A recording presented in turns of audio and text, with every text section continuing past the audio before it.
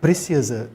Dor de cabeça pode ser alguma coisa bem simples, como enxaqueca, uma indisposição, alguma coisa que você comeu não te fez bem, mas pode ser sintoma de alguma doença cardíaca, como, por exemplo, pressão alta, tá? Acho que eu procuraria um clínico geral, a princípio, para fazer alguns exames.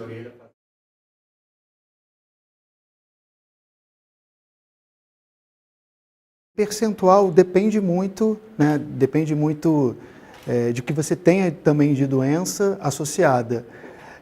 Mas é importante corrigir, controlar, assim, manter os seus níveis pressóricos abaixo de 13 por 8,5, vai? Se você tiver alguma outra doença associada, aí diabetes, por exemplo, precisa ser um pouquinho mais baixo.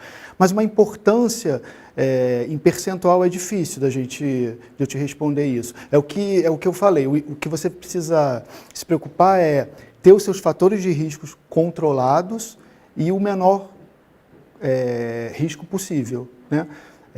Não ter diabetes ou ter ela controlada, praticar exercício, estar dentro do seu peso. Se você tiver parentes próximos, tá? Parentes próximos são pai, mãe, avô, avó, tios, né? Irmãos que tiveram alguma doença do coração ou hipertensão, por exemplo, que é uma doença crônica, você tem uma chance maior de desenvolver sim. Você tem uma chance maior também de ter se você tiver parentes próximos com diabetes, mas as doenças são independentes, tá? Porque além da herança, tem o seu corpo, o seu organismo, né? Como que o seu corpo reage a alguma dessas doenças, então elas são independentes. Não é que você tenha, que algum dos seus parentes tenham pressão alta e diabetes, que você necessariamente vai ter. Se você tem a pressão alta, você vai ter a diabetes na sequência. Não, isso não acontece.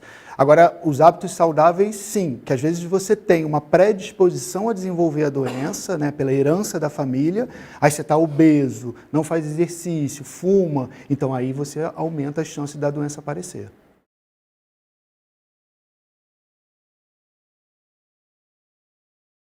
Qualquer medicação, né, e a medicação também para pressão alta, ela pode desenvolver algum efeito colateral. Você pode desenvolver alguns efeitos colaterais menos graves e até mais graves, mas também é individual.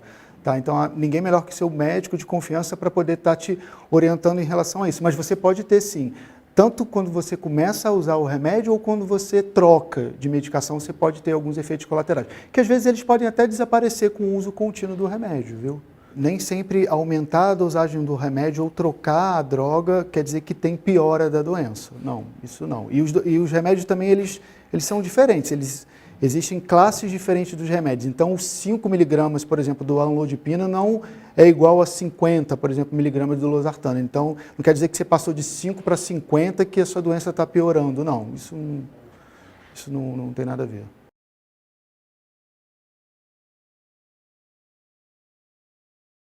Óleo é óleo. Tá. Óleo é óleo em qualquer situação. O problema é a má utilização desse óleo. Então é você esquentar, é você fritar e você altera as moléculas dele. Mas todo óleo ele é de origem, não é de origem animal, né? É de origem vegetal.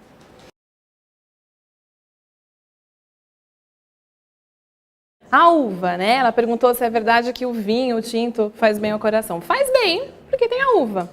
Né? Mas a gente sempre tem o controle sobre o álcool, sobre a ingestão do álcool, então eu indicaria aquele suco de uva integral. Né? Cuidado que ele tem bastante açúcar, né? O açúcar é presente da uva, natural, mas uma quantidade aí, um cálicezinho está o suficiente.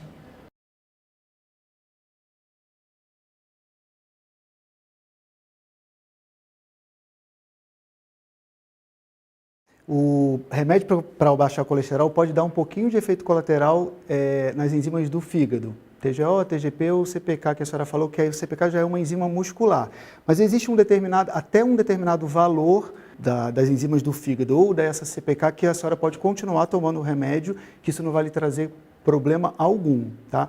O cardiologista deve saber orientar a senhora até 3 vezes o valor normal de alguma dessas transaminases, que é do fígado, ou até 10 vezes o valor normal da CPK, a senhora não precisa suspender o medicamento para baixar o colesterol, porque não vai te dar nenhum efeito colateral que possa lhe prejudicar. E a CPK é uma enzima muscular, não tem nada a ver com que está alta e que a senhora vai ter infarto. Não, isso não tem nada a ver. Pode continuar tomando. O refrigerante não te agrega em nada. ele é alimento que nós consideramos como caloria vazia, né? Ele não traz nenhum nutriente, ele é uma química, é o açúcar, se é diet é pior ainda. Então não tenho nem parâmetro para comparar um refrigerante qual é menos pior. Light, menos light, light, zero. Não tenho. Se pôr os dois na balança, os dois vão cair.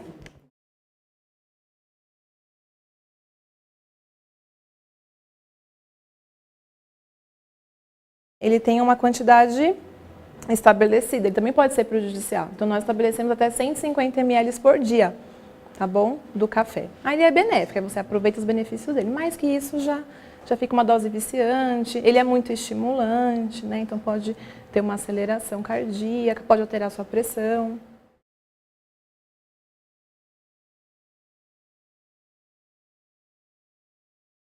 Nós recomendamos sim, tá? Nós temos a medida de em torno de 2 colheres de sopa por dia, tá? Você já consegue aproveitar esses benefícios. Só cuidado, tem muitos grãos que vendem por aí que tem lá granola, aí tem bastante açúcar, né? Então quanto mais natural, melhor. O açúcar mascavo é açúcar do mesmo jeito, então ele te oferece energia do mesmo jeito, porém ele tem mais vitamina. Então nutricionalmente ele é melhor, mas ele é um açúcar, então diabéticos não.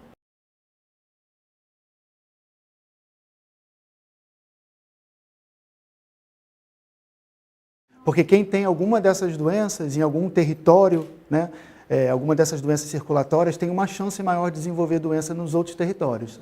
Então, se a senhora tem doença arterial de membros inferiores, tem uma chance maior de ter obstrução na coronária, na carótida. Então, acho que um cardiologista, sim, seria importante.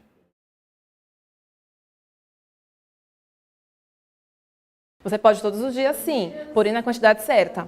E o fato de você não pode exagerar um dia para o outro dia não comer, entendeu? Você não pode agir dessa maneira, senão você estoura outras vitaminas aí.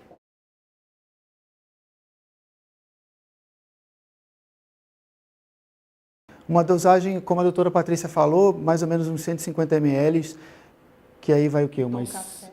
Do café, quantas? Umas 2, 3 xicrinhas assim de café por dia, não tem problema. Aí não pode tomar refrigerante porque tem cafeína, não pode chá preto porque também tem cafeína, bebida energética que tem cafeína também, isso realmente não. Mas o café, acho que 2, 3 xicrinhas por dia não tem problema, tá?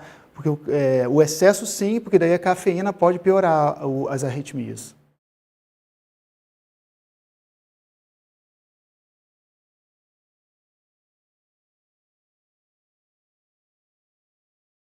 Depende. O tratamento dessas doenças que obstruem as artérias, né, que eu falei, elas podem ser tratadas com remédio ou com cirurgias ou até por angioplastias, a colocação daquelas próteses chamadas de stent, né? Mas isso depende da localização da doença, da evolução da doença. Mais grave, provavelmente um tratamento mais agressivo, menos grave no iniciozinho, né? Por isso que é importante a prevenção, talvez com hábitos saudáveis, exercício, alimentação e algum remédio, você não chegue até a cirurgia, tá? Mas depende muito.